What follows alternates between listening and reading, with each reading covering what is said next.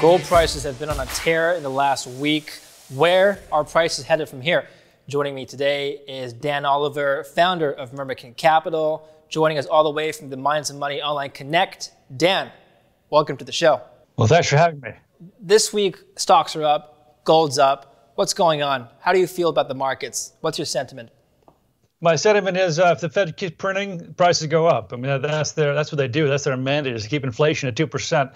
And of course, when the panic happened in March, their whole thesis was going off the rail, which is you got to keep inflation going or the whole system goes in reverse. When you have a huge credit bubble, when you have a bank system that's levered up 10, 20, 30 to 1, right, any decline in asset prices makes the whole thing unravel. So that's their mandate. It's been their mandate for decades, and they simply cannot allow prices to go down. So that's why they're printing money. But I mean, 1766, 67 is where gold's trading today on Tuesday. We're seeing near record highs. We're not quite there at 1920 levels yet, but we're seeing a climb towards 2011 high levels. Like you said, the Fed's been printing money. Clearly, gold is not really being traded as a safe haven asset now, is it? Because it's going up in tandem with stocks. Would you agree with that statement? Well, I think it's more complex than that. I mean, I think when we think about Fed printing, if we think more on a detailed basis, QE in 2009 is very different than QE today. QE in 2009 was about a credit collapse. The banks had no reserves because they'd lost a bunch of money, and the Fed's mandate was, okay, we'll print the money. What it really meant was we'll give the banks new reserves. They can lever up the reserves and fund capital assets. That's what banks mostly do, is fund buildings and ships and airplanes, that kind of thing. And that gives you the Keynesian sugar high. You get commodity prices rising because they need to buy commodities to build things. You get lots of employment, you get lots of tax revenue, all that stuff. And the normal cycle is you get overcapacity, and then rents fall because prices go down when you get too much capacity, and you want into in a crash. That's a normal cycle. And this is very, very, very different. The government mandated a total shutdown of the economy because of the virus, and the Fed's printing money not to create that Keynesian sugar high, but to allow companies the cash they need just to make their payments. I mean, their current expenditures. And so this is not a credit inflation; it's monetary debasement, and those are two very different things. Both involve rising prices, but they're entirely different phenomena. And what we're facing is monetary debasement. Gold doesn't like credit inflation. Gold likes deflation. Gold loves monetary debasement, and that's what they are, and that's why gold's responding. So just in the equities market, are equities investors pricing in a recovery to pre-COVID levels, or are they pricing in further growth from here? Because we're seeing the S&P 500 and a lot of broad indices stall at around current levels for quite a few days, maybe even weeks. It's having a hard time breaking past the February highs. What do you think? Do you think that the Fed stimulus is meant to grow the economy at 2-3%, or is it meant to just stop the economy from falling any further? Yeah, when Powell was asked, are you worried about inflation? When the money printing in a recent conference, he said, well, there was no inflation in 2009. And again, it was totally different. And also said, we're just not worried about that. We're worried about survival right now. I think what the stock market's doing is, as you know, the entire corporate world has been a debt binge because the Fed lowered rates so far. They borrowed money to buy back their own shares. They became incredibly levered. What the Fed's doing now is they're saying, hey, look, we have to devalue the dollar. Well, if you're a corporation and you got a whole bunch of debt, and all of a sudden the real value of the debt's going down, that by definition increases your equity value. And so I think a lot of the equity run is a rational response to the realization of the market. The Fed is not going to allow these debts to bring down these companies. And as I say, therefore, even with lower growth, the equity value goes up. Gold is much more profound than it will be in the traditional markets. And last year, you talked about $3,000 gold prices. Obviously, the monetary situation today is very much different than it was a year ago. How has your forecast changed? Has it changed? Well, yes, it has changed.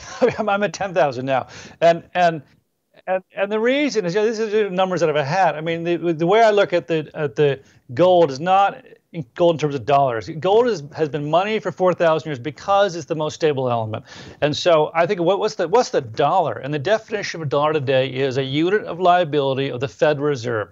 And so it's very easy. You say, okay, well, what are the Federal Reserve's assets and what are their liabilities, right? Well, their assets include some gold. They say they've 300 tons of gold on their balance sheet, right?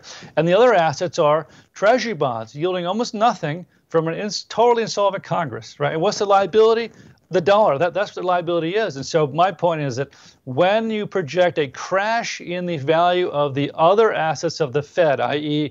the mortgage bonds that they own, the treasury bonds that they own, all these new funky commercial debt that they're buying, some of it sub-investment grade. When those things crash, the Fed will find its assets completely stripped of value, or not completely, but a big impairment, and that will have a direct influence on the dollar. So if you just crunch the numbers, you say, what happens when the market stages a run on the Fed? What does that look like? What it looks like is the price of gold rising to a price that balances the Fed's balance sheet. And as the Fed increases the balance sheet size, that equilibrium number goes higher and higher and higher. And so the Fed, as you know, has been in a massive purchasing spree because of the virus situation. And so therefore, the equilibrium price of gold is going up commensurately. And so the numbers now to balance that balance sheet are enormously high.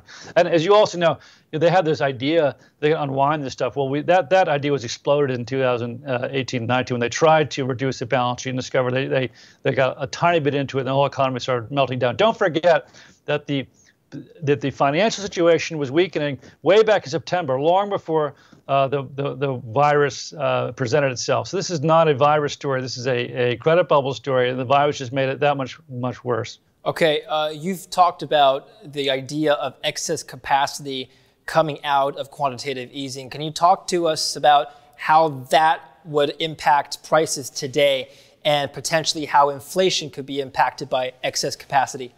Yeah, sure. So the way a bubble usually works, the Fed prints a bunch of money. Right? More precise, the banks create the money through the fracture mechanism. The Fed's just there to backstop them when they get into trouble. So the banks do that. Rates go too low, and it's just basic economics. If you look at a discounted cash flow analysis, the more capital intense, the more long-term your cash flows of your project are, the more influenced they are by discount rates. So as discount rates fall, as interest rates, the cost of money goes down, it incentivizes rational economic actors to go build really long-term assets like real estate, like buildings, like all those fun things I mentioned before, right? And you get overcapacity, and when you overcapacity, you can't charge the same rate you could before. And so what happens is that those projects start to run out of cash to pay their debts. Now, usually what happens is the Fed runs in and prints a bunch of money to allow them to keep doing that. What's happening now is this is like a perfect storm where the whole world was busy building this overcapacity, and then all of a sudden demand went to zero or close to zero. And so it became very starkly evident how mismatched investment has been to consumer demand. And so the Fed's only choice to keep this pyramid from falling over is to print enough money to create demand for that overcapacity. And that is a very large number indeed, and that's what they're doing. The Fed has shown us that the new reality is just stimulus whenever there's trouble. Would that statement be accurate, do you think? I mean, that's been accurate since the 1920s. So yeah, nothing new there. What's new is the magnitude of it. That's what's changed.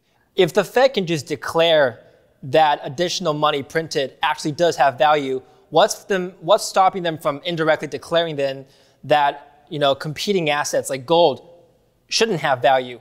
We've seen Nixon take gold off the gold standard, in the 70s. What's stopping the government from just saying, hey, look, the dollar is really the most important fiat currency or any currency today, and that's what investors should be buying? Yeah, I think one of the fundamental lessons of history is that economics are more powerful than government. I mean, Nixon might have said gold's not money, but when you look at the way gold behaves, it hasn't changed at all. What's changed is the dollar.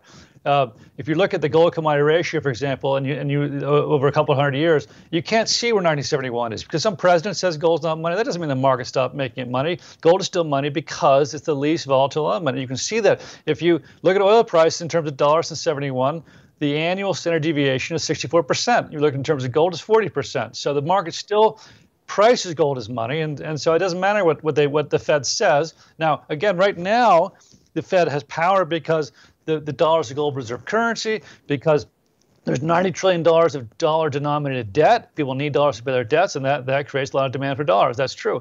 But as other countries, regional countries, systems like Russia and China peel away from the dollar in the Middle East, as people either pay their debts back or don't take debts out in dollars or default on them, that demand goes away. And the Fed's printing so much money that the danger is people have enough money to pay their debts back, and then all of a sudden the demand for dollars goes way, way, way down. Yeah, so the other issue you brought up is the issue of gold miners' valuation.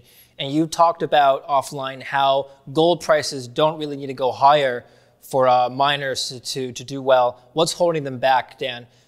Yeah, I was talking mainly about junior miners, the space I operate in.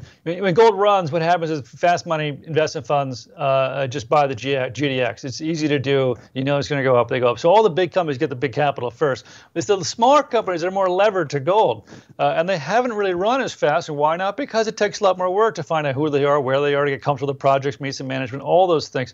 And so what I'm seeing is that what's really holding back the junior space is they have projects which at current prices are ridiculously profitable. The problem is that there's so little capital to fund them that the market knows that they're going to be diluted when they go out to fund their projects, construction projects, whatever it is, and that keeps the equity low. What's changing is that all of a sudden generalist capital is scared and looking for opportunities in this space. And for the first time in 10 years, I'm seeing competition to fund some of these construction projects. And that's going to drive the cost of capital lower for these projects, which makes the equity value worth a lot more. So my point is that gold's already high enough that almost every project out there works tremendously well. So what we're waiting for is the generalist capital to lower the cost of capital for these companies. Once that happens, watch the junior equity markets go bananas. What about the seniors? Because the GDX has actually beat the S&P 500 year to date. How do you feel about valuations right now?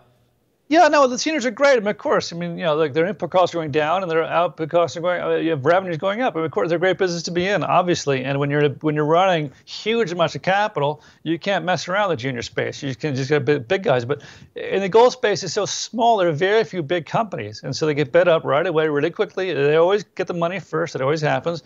But then, as I said, the real opportunity is in the smaller names that aren't in that stream of liquidity, where it's really easy for some guy to say buy GDX. And GDX goes and buys his components. That's harder to do, but once the capital gets there, what's nice about the gold space is that it's really inelastic. A lot of these projects take 10, 15 years to get to development stage. So once they get properly valued, it's not like a whole bunch of new projects come online. It takes a long time to get good projects. And so again, once the market figures out that there's a limited supply of these things, now profitable they are, I think that you'll see a radical change in price. If gold is anywhere near those levels, obviously gold keeps going up, and I think it will.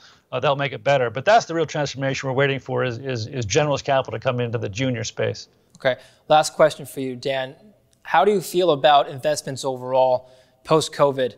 We've seen so many businesses fail. Some investors have argued that they were going to fail anyway. This just expedited the process.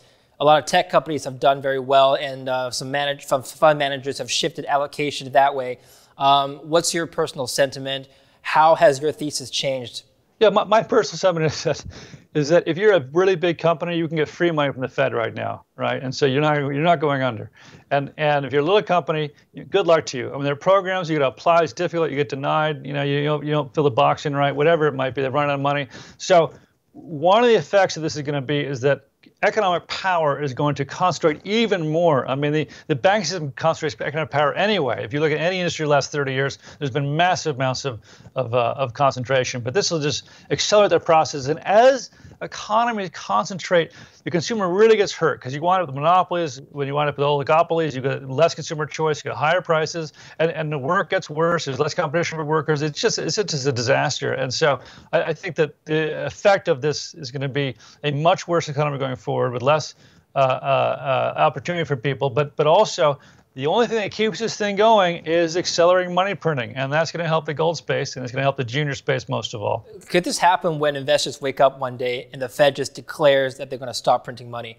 Would that be a real risk? They can't do that. They can't do that. I mean, because remember, the biggest there on the planet is the federal government, right? So it's all very nice to say, well, look, like in the housing bubble popped, I mean, who got wiped out? The strippers who owned 10 houses, they were in trouble. But the average guy, they saved the average guy long before he was going to default because they had to. Because if that guy fails, the federal government fails, and the big companies fail, and the banks fail, and they can't allow that. So yeah, if you're way out in the curve, you might have problems. But as long as you can survive longer than Chase, you're going to be okay because the Fed's never going to let that happen.